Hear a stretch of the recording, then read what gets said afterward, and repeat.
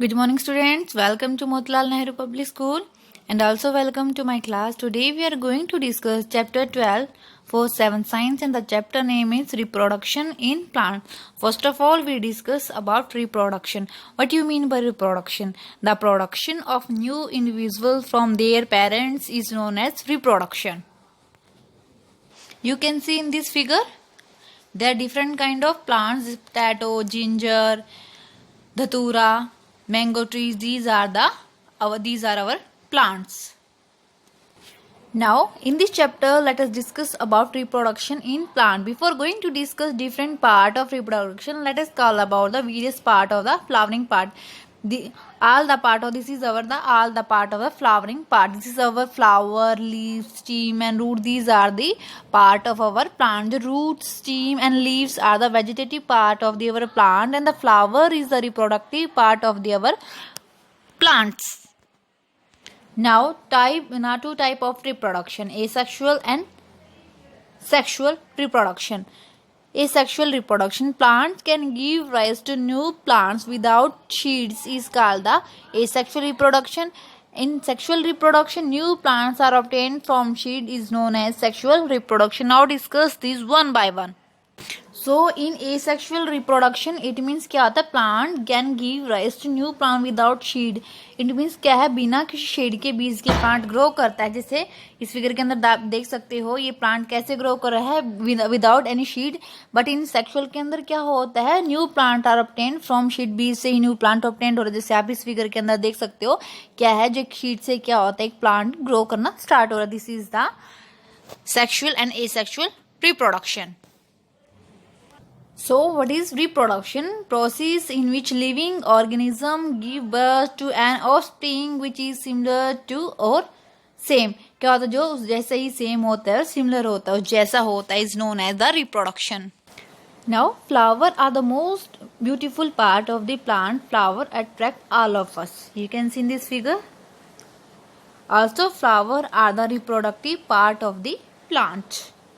Reproductive parts of the flower. Now we discuss. First is stamen and carpel. जो male reproductive part होता है स्टेमन and जो carpel होता है फीमेल रिप्रोडक्टिव पार्ट्स होता है.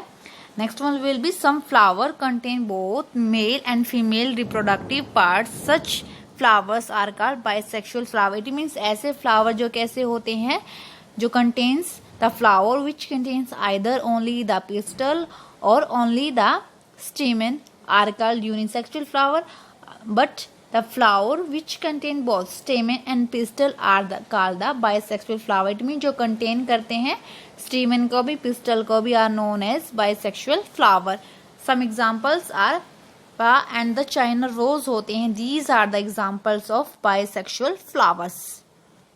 Now some flower possess either the male or female reproductive parts. Such flower are called unisexual flower. It means जो flower which contain either only the pistil or the stamen are called the unisexual flower. Next will be there are two types of stamen, to anther and filament. First of all we discuss about anther. Anther contains polar grains. Anther contain polar grains and which reproduce male gamete. Next will be carpel. There are three types: stigma, style and ovary. Stigma, style and ovary. A carpel, it means a pistil consists of stigma, style and ovary. The ovary contains one or more ovals, the female gametes or the egg formed in oval. You can see in this figure female gametes and egg cell. These are the egg cell of female gametes is formed in the ovals. In sexual reproduction, a male and a female gamete fuse to form a zygote. Now, in sexual reproduction, a male and female gamete fuse to form a zygote. It means to start the process of forming birth. Next will be, you can see in this figure, this is male gamete, female gamete, ovals, and these are the polar grain, and these are our flower and anthers. Next topic will be Pollination, the transfer of a male gamete from the stamen of a flower to the stigma of the same or the other flower is called the pollination. Now let's discuss. Now next will be self-pollination. If the pollen lands on the stigma of the same flower, it is called the self-pollination. Now we move to cross-pollination. Cross-pollination. When the pollen of a flower lands on the stigma of another flower of the same plant or that of a different plant of the same kind, it is called the cross-pollination.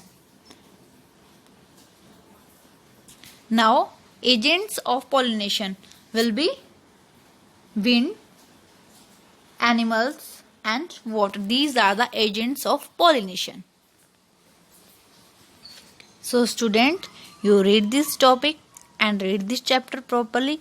If you have any doubt, any query, then ask me in comment box. Thank you very much and have a nice day.